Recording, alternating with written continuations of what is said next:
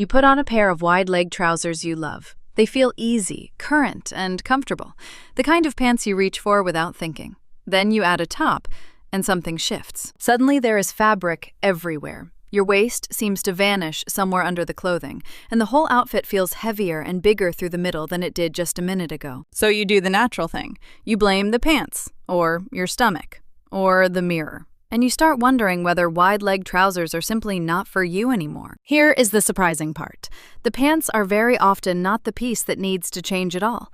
In a lot of these outfits, the top is quietly stacking a second layer of volume on top of an already relaxed trouser. Change only the top, keep the exact same pants, and the whole look can settle into something balanced and intentional. In this video, I'll walk you through 7 specific tops that tend to add bulk through the middle with wide leg pants and exactly what to reach for instead. Before we start, let me be clear about what this is not. You will not be told to lose weight or buy shapewear, and you will not be told to tuck every shirt or bare your stomach. This is about how clothing behaves, not about correcting your body. Every time something looks off, we are going to look at the garment first, never at you.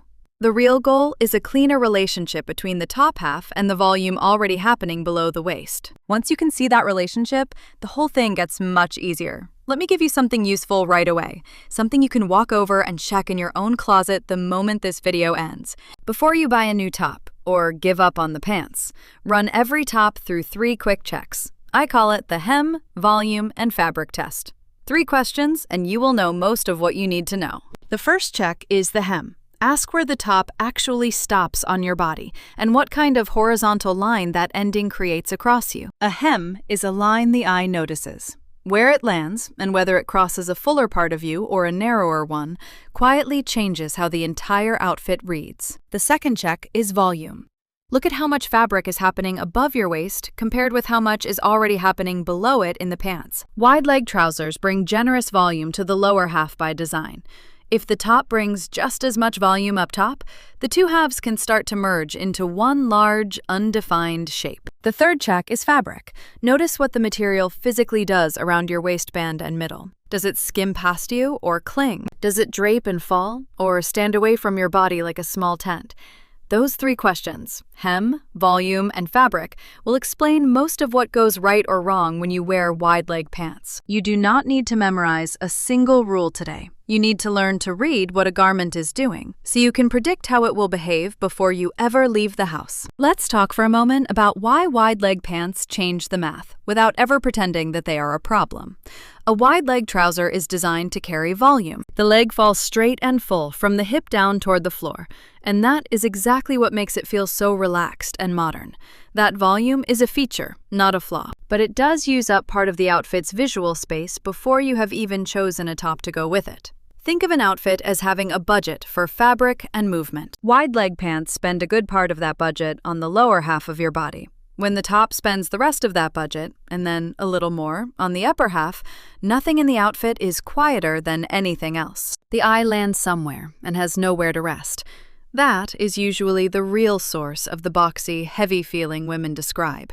It is not your middle. It is 2 full shapes competing with each other for attention. So the aim is simple. Let one half of the outfit carry most of the volume, and let the other half stay calmer and more defined. With wide-leg pants, the trousers are often already the star of the volume. That usually means the top's job is to bring a little structure, not to pile on more fabric. Now let's look at the 7 tops that tend to fight the pants. The first one is the long, boxy top that ends at an awkward spot. Picture a straight, oversized tee, or a soft tunic that falls from the bust with almost no shaping through the body. It hangs straight down like a rectangle and stops somewhere around the fullest part of your middle, or the top of your hip. Now set that rectangle on top of a wide, full trouser. You get one broad block sitting above another broad shape below, with no waist visible anywhere between them. Picture a white boxy tee over navy wide-leg trousers. The tee reads as one pale rectangle, the trousers as one dark column, and the whole body quietly turns into 2 stacked blocks. The hem is the real giveaway here. It draws a hard, horizontal line right across the spot where you may not want the eye to stop and settle. The fix is not to declare long tops off limits. It is to be more deliberate about the width, the length, and the shape of that hem. Try a version with a little less width through the body, so the top skims past you instead of boxing you in. A curved hem or a pair of side slits will break up that solid line and let a little of the trouser show through. A slightly shorter top can work beautifully too, one that still covers everything you want covered, but ends at a cleaner, more deliberate point. Here is the exception worth holding on to. A long tunic can look wonderful with wide leg pants when it has real drape, gentle movement, and side slits. The length was never the issue, only the stiff, boxy shape and where the hem happened to land. The second top is the crisp, oversized button-down that stands away from your body. This one fools a lot of people because the word structure sounds like a good thing. There is a real difference between a shirt with deliberate shape and a shirt that's simply tense. A large, stiff shirt often hangs straight off the bust and goes no further. Below the bust, the fabric stops touching you and creates a little pyramid of empty space over your middle. From the front, you look wider, but it is the shirt holding that shape, not you. Picture a crisp, oversized button-down over fluid black trousers. The trousers move and fall beautifully, but the stiff shirt stands away on its own, so the top half looks wide while the bottom half looks fluid. Above wide leg pants, that tented shape reads as bulk, even though most of what you are seeing is simply air. The shirt is adding width the moment it stops following your body. The better move is usually a softer fabric with some give. A shirt that falls and moves will follow your shape instead of holding itself away from you. You can also look for less excess circumference through the body and a touch of subtle shaping so the shirt isn't just a straight tube. One of my favorite options is to wear the crisp shirt open, like a light layer, over a simpler top underneath. That gives you two clean vertical lines running down the front, which is the exact opposite of a tent. If you enjoy a loose front tuck, just a few inches at the center, that works too. But you never have to tuck to make this shirt behave. The third top is the thick, chunky sweater that hits right at the hip. A heavy knit is genuinely cozy, and I am not going to tell you to give up cozy. But a bulky sweater takes up real, physical space. It has a thickness you could measure with your fingers, not just visual weight. Pair that thickness with a full trouser leg, and you have significant volume stacked on both halves of the outfit at the same time. Picture a chunky hip-length sweater over wide wool trousers in the middle of winter. Both pieces are thick, both are wide, and together they can read as one heavy column from the shoulders to the floor. The issue there is the combined bulk of the two pieces. It is the clothing occupying space, not anything at all about your body. A finer gauge knit is often the easy answer. A smoother, less bulky sweater keeps you just as warm while sitting much closer to the body. Look for cleaner shoulder lines and less bulk through the sleeve, so the top of the outfit stays calmer than the bottom. The exception here is very real, though. A chunky sweater can look beautiful as long as you let it be the star and quiet the bottom half. On chunky knit days, swap the very wide trouser for a slightly narrower one, and the heavy sweater suddenly has room to breathe. Chunky knits are never forbidden. They simply ask you to choose where the outfit gets to be big. The fourth top concentrates its fabric right at the middle. Think bubble hems, strong elastic hems, heavy gathering, and a lot of smocking through the waist. These details pull fabric inward and then puff it right back out again, usually at or just below the waistband. That is precisely the zone where a wide leg outfit may already have plenty going on. So, you are adding activity exactly where the outfit least needs more of it. Take a bubble hem as an example. It balloons the fabric out and then cinches it back in right around your hip, creating a rounded shape at that point. The eye reads that puff as extra width through the middle, even when it is only the garment's own design creating the effect. The better choice is usually a cleaner hem and softer shaping, letting the fabric fall straight down instead of gathering into a ball. Look for seams that shape the top gently and controlled drape rather than a mass of fabric collected at one single point. Now, a quick word of caution in the other direction. Not every peplum or gathered detail is a mistake. A peplum that starts higher and flares softly can look lovely, depending on your proportions and where it lands. The thing to avoid is volume that balloons right at the waistband, on top of already full pants. The detail itself is not the enemy. Its placement is what matters. The fifth situation is the top that has volume everywhere at once. Think dropped shoulders, a very wide body, balloon sleeves, and big cuffs all on the same garment. No single one of those features is the problem. Any of them can look wonderful on its own, and you have probably worn each of them at some point without a second thought. The trouble starts when you combine all of them. and then set the whole thing on top of very wide trousers. Now every part of the outfit is competing to be the biggest shape. The shoulders, the sleeves, the body, and the legs are all shouting at the very same time.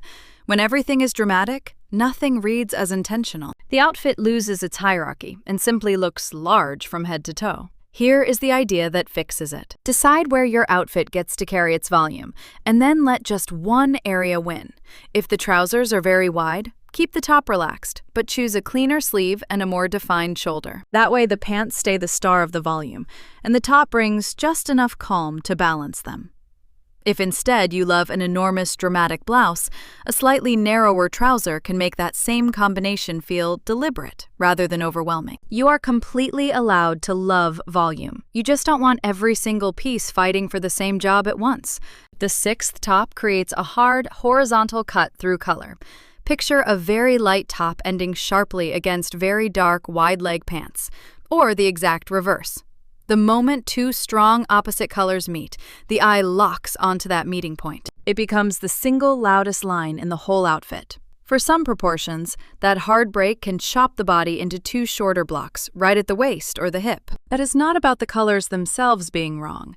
It is about where the contrast pulls the eye, and whether that spot is one you actually want to emphasize. Compare two versions in your head. A bright white top over black trousers puts a hard line at your hip, while a soft oatmeal top over camel trousers lets your eye travel smoothly from top to bottom. One easy fix is to soften the contrast, choosing top and bottom colors that sit closer together on the scale. You can also repeat the top's color somewhere lower down, in a shoe or a bag, so the eye keeps traveling instead of stopping dead at the waist. Adjusting the top's length helps too, and so does an open layer in a bridging color, worn down the front to link the two halves. But if you love a bold, graphic contrast, keep it. On many women, a crisp light and dark pairing looks striking and modern. The point is simply to choose that effect on purpose, rather than being surprised by it. The seventh top is the very thin or clingy one that never seems to sit right. This is a fabric story, not a body story, and that difference matters. A flimsy jersey or a very lightweight knit has almost no weight of its own to help it fall, so it does whatever the surfaces underneath it tell it to do. It catches on the waistband. It grabs the edge of a pocket. It bunches up above the waist and clings in one spot while releasing in another. Picture a lightweight summer blouse over linen wide-leg pants. The blouse keeps catching on the natural texture of the linen and riding up, so you are smoothing it down all afternoon. You spend the whole day tugging it back into place, and you slowly start to think the problem must be your middle. It usually isn't. It is a thin material fighting with the construction of everything it happens to touch, from the waistband to the pocket edges to the seam of your underlayer. The better option is a fabric with a little more substance, enough weight to fall cleanly and hang past the waistband on its own. That does not mean thick or heavy at all. It means a top with enough body to drape smoothly while still feeling soft, cool, and comfortable against the skin. The goal here is never compression or holding anything in. It is simply choosing a material that behaves, so you can stop adjusting and forget about your clothes for the rest of the day. Before we go any further, one honest caveat. Every pattern I just described will shift a little depending on your own proportions. A woman who is tall with a long torso can carry length and volume that would overwhelm someone shorter. The very same tunic is a different garment on the different frame.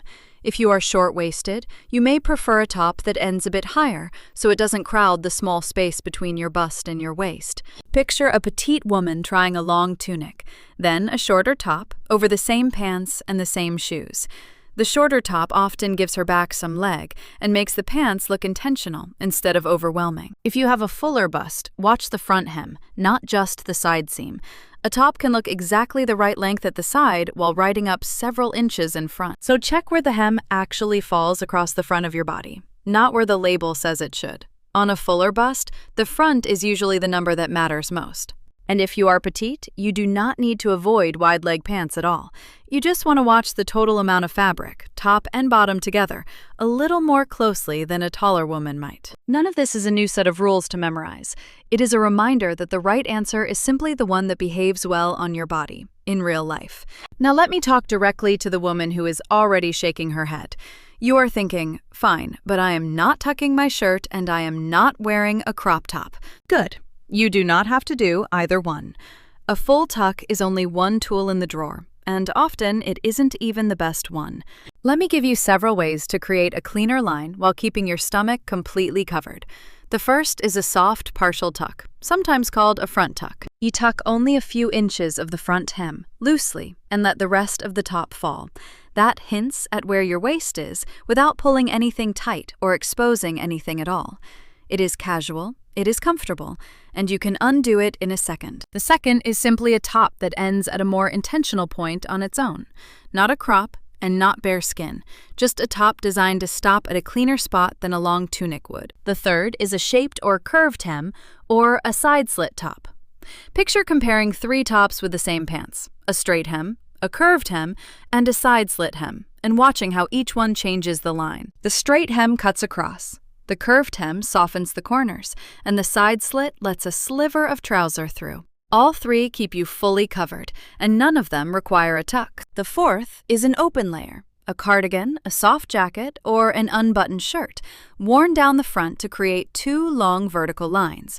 That vertical structure does the balancing for you, with full coverage and no tucking involved. The fifth is a quieter, more tonal pairing, keeping the top and trousers close in color, so there's simply less interruption at the waist. And if you run warm and dread layers, lean on that tonal idea and on fabric choice instead of adding anything.